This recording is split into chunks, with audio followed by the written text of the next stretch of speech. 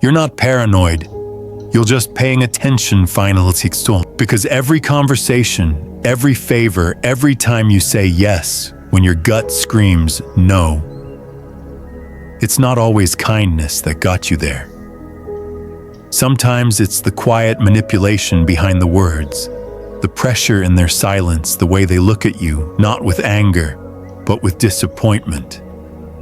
That subtle frown, that heavy pause, like you've let them down simply by protecting yourself. That's the guilt hook. It doesn't shout. It doesn't argue. It leans into your desire to be good, to be seen as kind, to be accepted. Nietzsche said morality is often a cage built by society wrapped in velvet, teaching us to conform, not because it's right, but because it makes us lovable. So when someone uses guilt, they don't confront you. They make you confront yourself. Was I selfish, too harsh, cold? But what really happened was this. They dropped their discomfort on your shoulders, and now you're carrying it like it's yours. That's the manipulation. It uses your own empathy as a leash, and the only way out is this: stop tying your worth to someone else's approval. When you say no and they recoil, don't explain. Don't apologize. Don't shrink.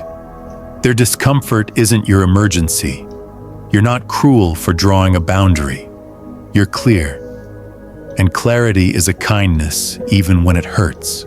Because guilt only traps those who believe being nice means saying yes. Sometimes being kind to others means being cruel to yourself. And that's not kindness. That's self-abandonment. Have you ever walked away from a conversation feeling like you messed up, even when you were the one hurt? That's not confusion. That's the shifting mirror. A tactic designed to flip the narrative. You bring up their disrespect, the lies, the crossed boundaries, and suddenly, you're the villain. You're overreacting. You're too sensitive. If you weren't so dramatic, I wouldn't act like this. And now you're defending your tone, your emotions, your memory. You're not confronting anymore, you're explaining. That's how it works. Not by denying what happened, but by questioning your version of it. They destabilize your certainty, and your brain, hungry for peace, grasps at anything that feels like resolution, even if it's false blame, even if it means turning against yourself. Confusion is the weapon. Doubt is the leash. And clarity is your sword. Anchor yourself to what happened, how it made you feel before they twisted it. Don't debate their version. Hold yours. Say, this isn't about my reaction. It's about your behavior, and then silence. No more defense. Just stillness. Stillness is what starves manipulation. Because without your chaos, they can't maintain control. The mirror only works if you chase your reflection. Stop chasing and it cracks. Then there's vulnerability, the most seductive mask of all. They tell you a story, something raw, maybe trauma, a dark night, something that makes you feel like they've handed you a piece of their soul. You feel special, trusted, needed, and that's exactly what they want. Because not all vulnerability is real. Sometimes it's a shortcut, a fast pass to your empathy, a quick way to bind your loyalty before you even understand who you're dealing with. They hurt, so now you feel responsible. I can't leave them now. I need to be there. But real vulnerability doesn't come with strings. It doesn't trade pain for loyalty. Why do they do this? Because weakness disarms. It flips the power dynamic. You become the caretaker. They become the victim. But Nietzsche would say this isn't weakness, it's power disguised as fragility. It's control hiding behind wounds. So how do you know what's real? Watch the timing. Authentic openness unfolds slowly, mutually, and without agenda. But when someone drops intense confessions too soon, too fast, then asks for your silence, your time, your emotional labor, pause. Ask yourself, do I feel connected or cornered? Because if their story makes you feel trapped, it's not intimacy, it's entrapment. Empathy should never feel like obligation. Real connection invites you in, it never demands that you stay. But there's something even quieter, more dangerous, something that doesn't manipulate with words, it manipulates with silence. They say, let me think about it.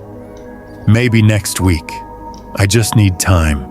But something in your gut already knows the truth. They're not going to do it.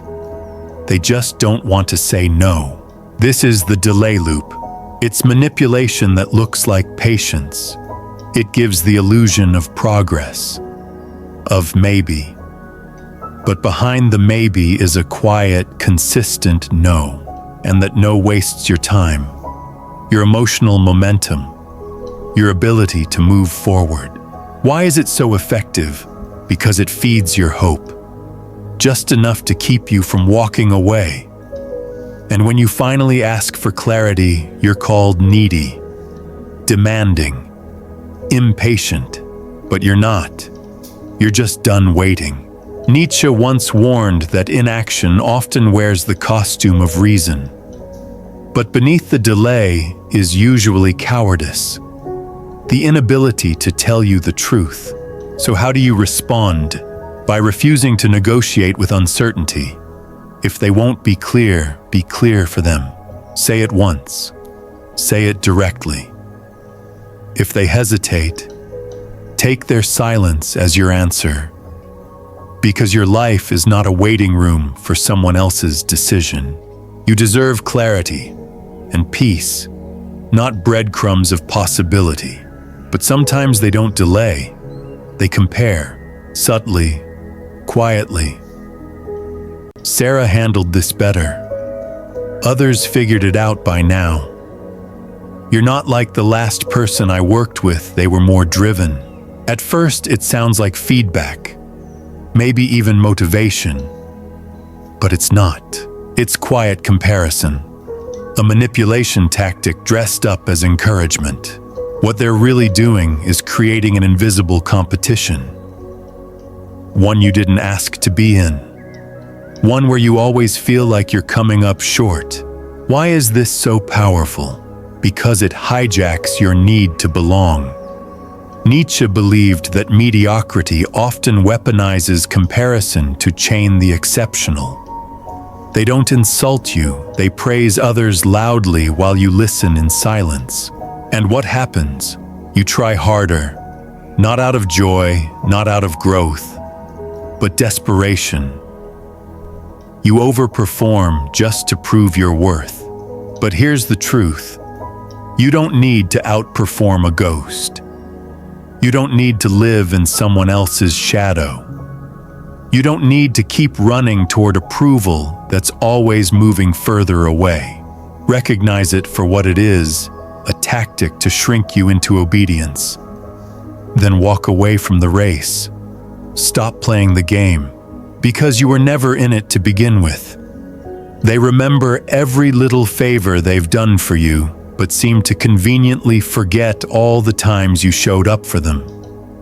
The nights you answered the phone past midnight, the rides, the quiet support, the sacrifices you made without ever asking for recognition.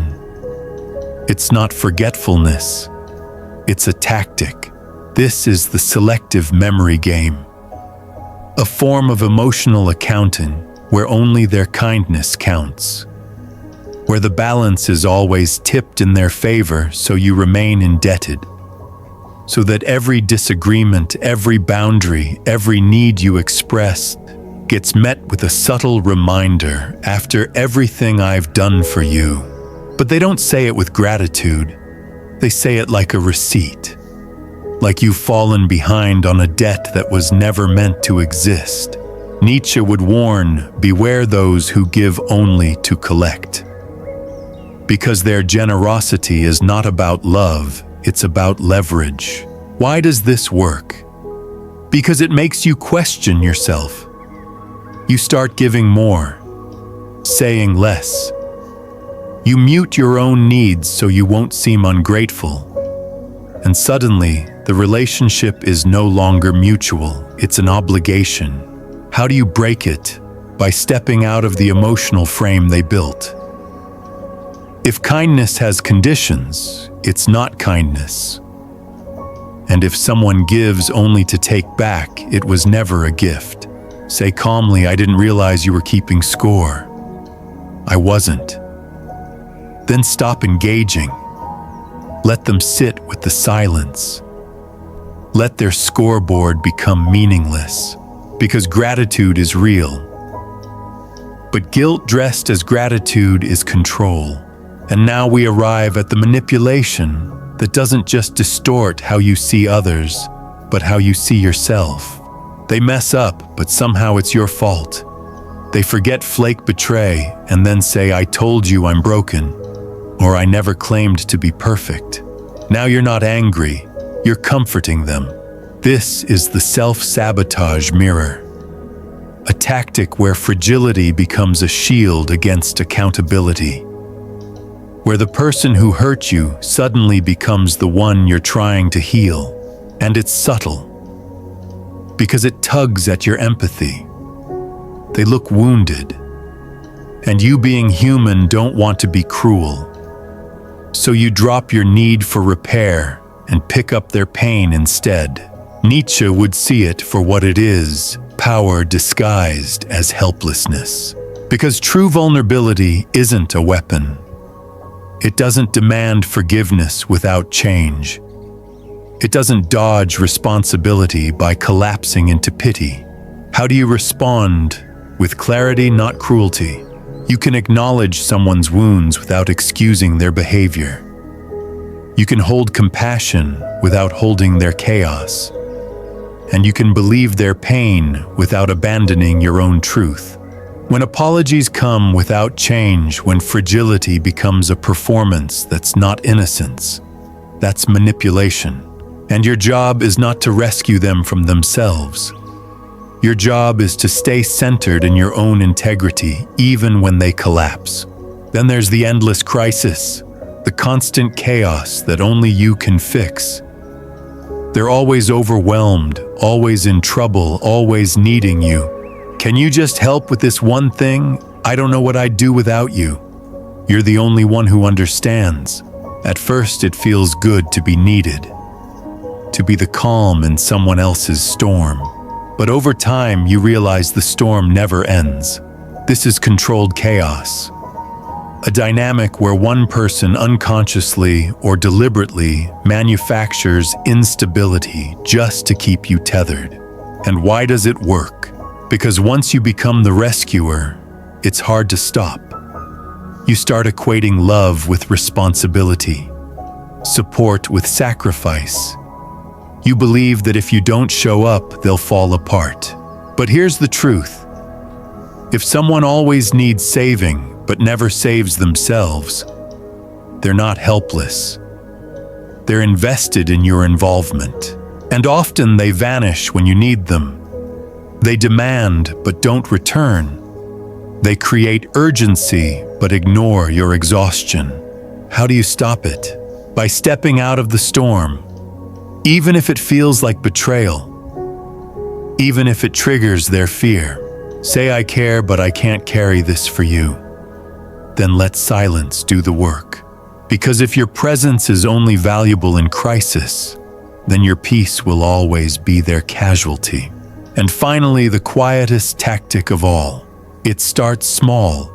A glance, a phrase wrapped in concern. Are you sure you can handle that? Don't get your hopes up. I just don't want you to be disappointed. It sounds like care, but underneath is something darker. This is the disempowerment seed, the subtle, repeated suggestion that you are not enough, that your dreams are fragile, that your confidence is misplaced. Why is it so dangerous? Because it's not an attack on your choices, it's an attack on your belief in yourself. Nietzsche said that true control isn't force, it's suggestion. Plant the idea that someone is weak and they'll build their own cage. So they raise an eyebrow when you speak with passion. Minimize your success.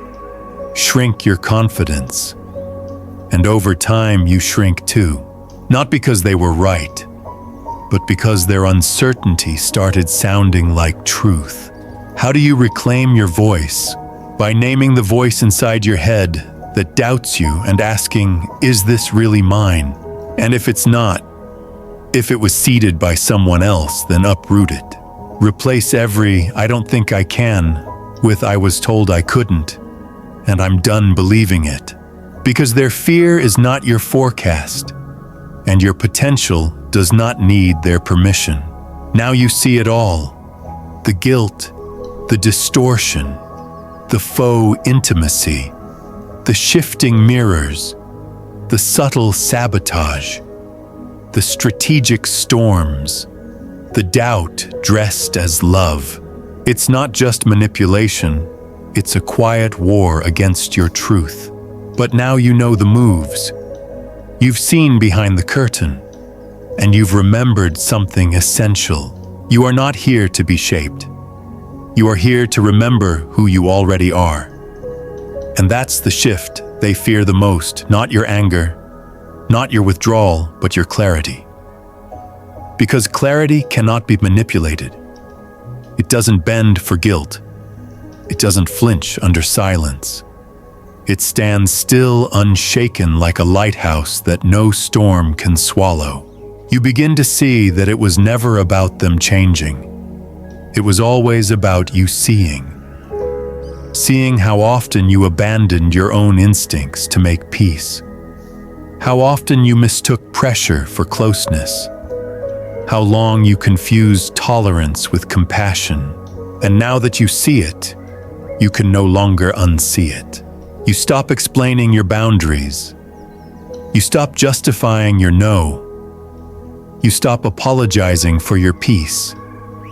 And in doing so, you send a signal not with words, but with energy that you are no longer playing by the old rules.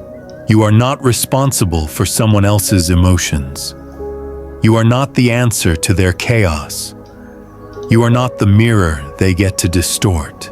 You are simply yourself, clear, centered, and unwilling to shrink to fit the smallness of someone else's control. This is where the reclaiming begins, not with shouting or proving, but with choosing. Quietly, steadily, again and again. You stop reacting. You start noticing. You start choosing presence over people-pleasing inner truth, over outer approval. And in doing so, you become unshakable. Not cold, not distant, but sovereign. You'll still feel the pull, the guilt, the lure of old roles, the discomfort of breaking unspoken contracts. But you'll also feel something deeper, freedom. A quiet spaciousness inside your chest where the pressure used to live. This is the work, not of escape, but of embodiment. You don't need to fight the manipulation. You just stop responding to it. You don't need to expose the tactics. You just become immune to them. Not by force, but by remembering what's true for you. And here's what's true. You were never too much. You were never too sensitive. You were never asking for too much by asking for respect. You were simply surrounded by people who benefited from you forgetting your worth. And now you remember. You remember how it feels to speak a boundary and not flinch. To walk away from manipulation without guilt. To feel peace, not panic, when you say no. This is not the end of the story. This is the return. You come back to yourself, not the version molded by others, but the one that existed before you ever needed to prove anything. And from here, everything changes. You attract different dynamics. You speak more slowly. You listen to your body. You pause before saying yes. You ask, does this feel like truth or pressure? And when it's pressure, you release it, without fanfare, without drama. Just a gentle exhale, like peeling off a coat that never quite fit. Because now you are no longer playing their game. You are creating your own rules. And in that space, in that soft, steady power, that's where your life begins to mirror your worth. You are not here to be manipulated. You are here to be mirrored. So ask yourself not, who do I need to become for them to approve of me? But who am I when I'm freely myself? Let that question guide your steps. Because your healing doesn't come from changing others. It comes from reclaiming the parts of yourself you abandoned to survive them. Now the mirror is no longer cracked. It's yours. Polished, clear, honest. And when you look into it now, you no longer see the broken reflections others projected onto you. You see yourself whole, aware, unshaken. And that is the real threat to manipulation. Not confrontation, but clarity. Not war, but peace. A peace that no longer requires performance. That no longer confuses love with sacrifice. That no longer trades self-respect for belonging. This is your invitation to stop dancing for approval, to stop chasing love that costs your truth, to stop explaining your value to people committed to misunderstanding it, and most of all, to start living as if your worth was never negotiable, because it's not. Let that be the new standard. Let that be the quiet rebellion. If this awakened something inside you, something you've always known but finally remembered, leave a comment and share the tactic that hit home the hardest. And if you're ready to see more clearly, to live more freely, and to build a life that reflects your inner truth, subscribe, because this is just the beginning.